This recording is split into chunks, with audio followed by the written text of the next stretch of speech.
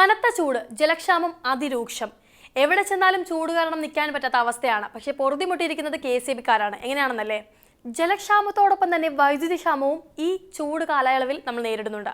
KCB നിലപാടിൽ ദുരൂഹതയുണ്ട്.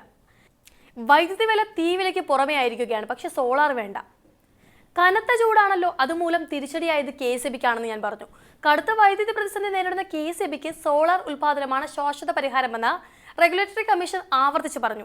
അത് ആശ്വാസമായെന്ന് കരുതിയല്ലേ? പക്ഷേ റെഗുലേറ്ററി കമ്മീഷൻ നിർദ്ദേശിച്ചിട്ടും മുഖം തിരിക്കുന്നതിൽ ദുരൂഹതയില്ലേ? യൂണിറ്റ് 10 രൂപയ്ക്ക് പുറത്തുനിന്ന് വാങ്ങി ബാധ്യത പ്രതിമാസ ബില്ലിൽ അടിച്ചേൽപ്പിക്കുന്നു. അതേസമയം പുറപ്പുറ സോളാറിൽ അധികം വരുന്നത് സ്വീകരിക്കുന്നതിന്റെ വില കുറയ്ക്കുകയും ചെയ്തു. നെറ്റ് മീറ്റർ സംവിധാനം ഉപേക്ഷിക്കാനുള്ള നീക്കം കമ്മീഷൻ തടഞ്ഞത് കഴിഞ്ഞ ദിവസമാണ്.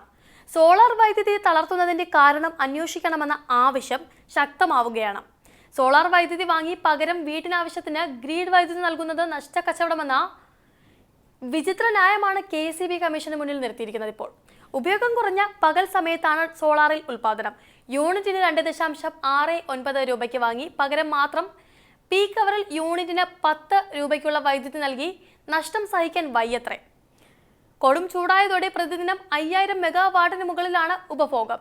കേന്ദ്ര ഗ്രിഡ്, പുറം കരാറുകൾ എന്നിവയിലൂടെ കിട്ടുന്നതും തികയുന്നില്ല. ഹൈ പ്രൈസ് വൈദ്യുതി എക്സ്ചേഞ്ചിൽ നിന്ന് ദിനവും 500 മെഗാവാട്ട് വാങ്ങിയാണ് പിടിച്ചിപ്പോൾ നിൽക്കുന്നത്. എന്നിട്ടും സോളാർ ഉൽപാദനം കൂട്ടാൻ വയ്യ എന്ന് പറയുന്നതിൽ ദുരൂഹതയില്ലേ? KCB വിചാരിച്ചാൽ 2030 ആവശ്യമായതിന്റെ 50% വൈദ്യുതി സോളാറിൽ നിന്നാക്കി മാറ്റണമെന്നാണ് കമ്മീഷൻ നിരീക്ഷിച്ചത്. ഡാമുകളിലെ സോളാർ എടുക്കുവാണെങ്കിൽ വെറും ജലരേഖ മാത്രമായിരിക്കും.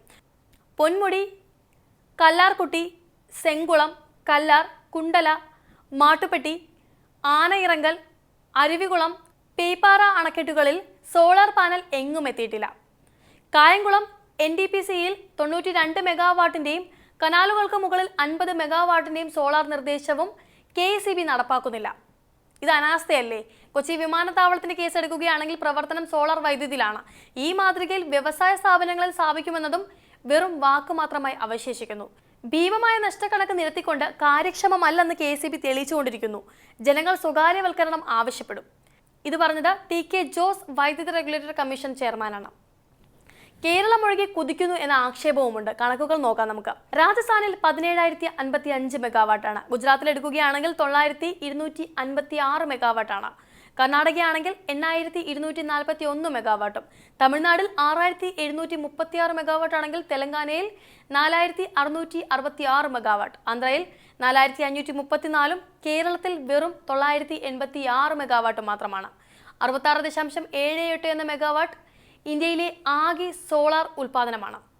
കേരളത്തിലെ സോളാർ ഉൽപാദനം പുറപ്പുറ സോളാർ 541 മെഗാവാട്ടാണ്. സ്വകാര്യ പ്ലാന്റ് എടുക്കുകയാണെങ്കിൽ 229 മെഗാവാട്ട്, കൊച്ചി വിമാനത്താവളത്തിൽ 40 മെഗാവാട്ട്, കാസർഗോഡ് പാർക്കിൽ 50 മെഗാവാട്ട്, ഇടുക്കി ഡാമിൽ 125 മെഗാവാട്ട്, ബാണാസുര സാഗറിൽ 0.5 മെഗാവാട്ട്. ഇത്തരത്തിൽ കടുത്ത പ്രതിസന്ധിയിലായിരിക്കുമ്പോഴും സോളാർ വേണ്ട എന്ന വാദമാണ് KCB ഉന്നയിക്കുന്നത്.